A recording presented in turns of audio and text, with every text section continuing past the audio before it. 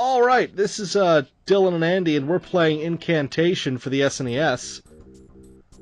Which, oh boy, a side-scrolling platformer. Would you be shocked to find that it's a fairly lackluster side-scrolling platformer? That's so unlikely, you know? It's just, they didn't have many of those on the SNES. No, they really didn't. They really didn't. And I grabbed this and I picked it initially because I thought the name Incantation sounded like it might be a fun game about wizards. But instead, it's like a real crap game about, like, this 5-year-old boy who's pretending to be a wizard and running around in the swamps or forest or something. I don't know. Like, none of these games really bring anything new to the table. Why aren't they're basically just reskins of existing games? What is the point of that? And this is what really, like, confuses me about games from this era, and maybe this happens more now and I just don't see it, because, you know, and it's kind of thing you'd notice in 20 years if you just started picking Steam games at random from the entire Steam library. Right. But I just feel like there isn't this much just, well, here's the front page of Steam and it's filled with 500 different lackluster side-scrolling platformers. Which honestly probably is true. You know what? It's probably not platformers, it's probably some other... It's probably like horror FPSs now.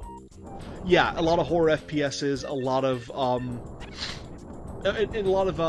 early access games. A lot of early access games with survival and crafting elements, and a little bit of a survival horror bent to them as well. The thing is, you know, when I think back to playing the movies, or, you know, I guess something like Game Dev Story or Game Dev Tycoon or whatever, it reminds me of situations you get to in those games where it's like, look, listen, you can't keep making the same genre. You're oversaturating the market, and it's not going to be worth any money. And I'm just wondering, like, how... That's clearly based on reality. If you oversaturate a market, no one wants what you're providing anymore, because there's already plenty of it to go around. Right. So why were people making so many side-scrolling platformers? You know, I wonder if it's one of those things where, like, the development time is so long that by the time you realize the market is already oversaturated, you're halfway through development, along with 500 other companies that are halfway through development. I guess. It's like if I cared more, I would go through the effort of, like, getting a list of all of the platformers that released for the SNES, getting their year data, putting that in Excel, and getting a graph of, like, over time, when did they release? Because I wouldn't actually be that surprised if it was sort of spread out over the lifetime of the console, rather than just, like, everything kind of released in 92 or 91 or whatever, and then that's when they realized, oh shit, everyone's made one of these. You know, I wonder, because, like, if you remember back in, like, the late 90s, early 2000s, when that movie Volcano and that movie Dante's Peak came out within, like, a month of each other. Yup. Like, movies take a while to script and produce and edit. So, it's not like, you know, it's not like the producers of Volcano saw Dante's Peak come out and be successful and say, let's rush something and have it out next month. Like, they'd both been out they'd both been in production for, like, a year leading up to this point.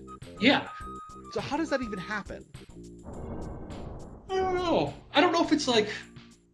Part of me, the more exciting, youthful side of me, wants to believe it's like... It's always some element of espionage, right?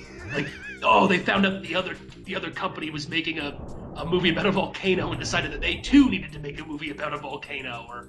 Well, that's clearly not what happened.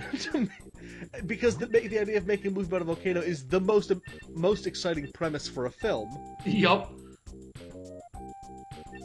I do kind of miss the disaster movie genre. It doesn't seem to come up as much. The last one I can think of are, like, that one with Jake Gyllenhaal where the Statue of Liberty froze, and the one with John Cusack where the Earth imploded. Oh yeah, that's right. Yeah, that one wasn't very good. 2012? Yeah, 2012. When did that come out? You know, I think the problem with that is that once 2012 happens, the market for that movie dies very quickly. It's like having Y2K the movie. Yup.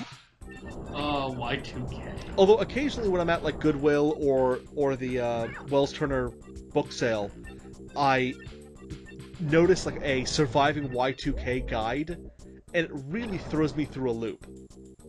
I don't really know how that ever was a thing. You know, it's one of those weird bits of like, I feel it's the kind of thing that these days couldn't last for more than a week on the internet, or couldn't be more than a week's worth of panic because the internet moves news stories along so quickly. Yeah. But back then, you couldn't have 500 bloggers coming out and, espousing their weird opinions on it, so it was just like, let's hope Y2K isn't a horrible thing and all the planes are going to fall out of the sky because that's how computers work. Yeah, but you say that, but keep in mind, if you break it down to its base component, it's basically just misinformation and fear-mongering from media about how you need to be prepared because everything's going to basically fail, when we actually have the exact same thing now. The media basically just makes every story out to be the end of the world, basically, and it really never is anywhere near as bad as they make it out to be. Right, but like Y2K, that was like a 1.5 year long thing. That's true, that was quite a long time. Whereas like now it's just like, oh my god, Ebola's happening, and then a week later it's like, I don't... Yeah, nobody gives a shit. We've moved on. Nobody gives a shit about Ebola anymore. There's other things to move on about. People are getting shot in the face. Well, they realized that people weren't interested in being... See, the thing is, most people don't have a long attention span. So there's no point in getting, in fear-mongering over a long period of time when you could do rapid fear-mongering, one a week. Really get them scared and then quickly change tracks. So rather than get people really scared about one thing, get them moderately scared about 15 things. Exactly. Okay. That's true. This week, what is it? Is it North Korea again? I don't know. North Korea, man, they, is it just bad James Franco movies? Is that what we're scared of? I'm scared of them. Now, you said you had seen that, right? It wasn't very good? I mean, I will say, I have watched most of their movies, I think, and they're all relatively okay. They're... I remember enjoying Pineapple Express. Pineapple Express was pretty funny. They're kind of trashy, stonery comedies. Yeah. And they have their value. And I watched this one, and I was excited to actually... I was more excited to buy it than I was to watch it, even before I knew about it. Or not knew about it, but before I, actually purchased it. Because I like the idea of supporting a model of movies releasing on the internet. Right. As their first distribution. So I really was going to support that regardless of whether the movie was good or not. But then I watched the movie kind of hoping it would be worth at least a couple of cheap laughs. And I don't even really think I smiled during it. It's just like a lot of not really humor. Like, it seems like it would appeal very much to people who...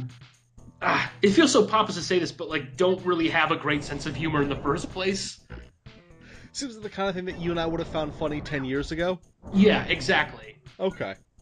Like, I mean, I guess there is a slight cleverness to saying that someone's peanut butter and jealous, but I'm not gonna crack up because of it.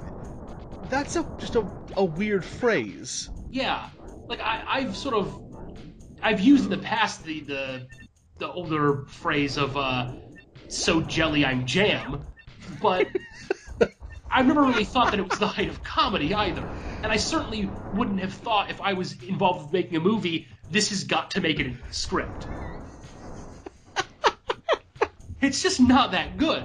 So, okay, fine, the lines of dialogue aren't that hilarious, but mostly, like, it seems like it's really only a good movie for James Franco and Seth Rogen. Like, it's more than any movie they've made before, it's like 99% bromance between the two of them. So not a lot of, like, good lines coming from Asian Jim there? No, really just a bunch of bro love and weird nonsense, and I don't know, it just felt disjointed, and by the time it was over, it was just, okay, well, that's that then. Well, I feel like the two of them have kind of just stumbled into the perfect scenario of just, we can make $200 million by just hanging out together, and someone will pay us to do that on screen. Yep, that's pretty much what it's come down to at this point. And again, I say this, I liked previous movies they've made. I found, what is it, End of the World. You know, that was also ridiculous, but had some enjoyable nonsense to it. It had some, you know, your lower quality humor, your penis jokes, your poop jokes, and all that. But you know, overall, it was kind of a funny movie. This just felt really blah. It just didn't feel like there was much to it. Isn't it really disappointing to think that like all this controversy and like, you know, hullabaloo came about of a film that really wasn't even that good to begin with? Yeah, and let's be honest, maybe no film could have lived up to the hype that movie's been generating. But then again, neither can Incantation.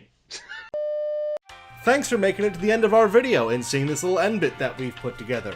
If you like what you saw and want to see more stuff like this, subscribe and like our videos and put a bunch of comments telling us what you liked about it and what kind of other stuff you'd want to see. And if you didn't like it, tell us why and subscribe anyways so that you can see if we do better next time. Thanks, bye!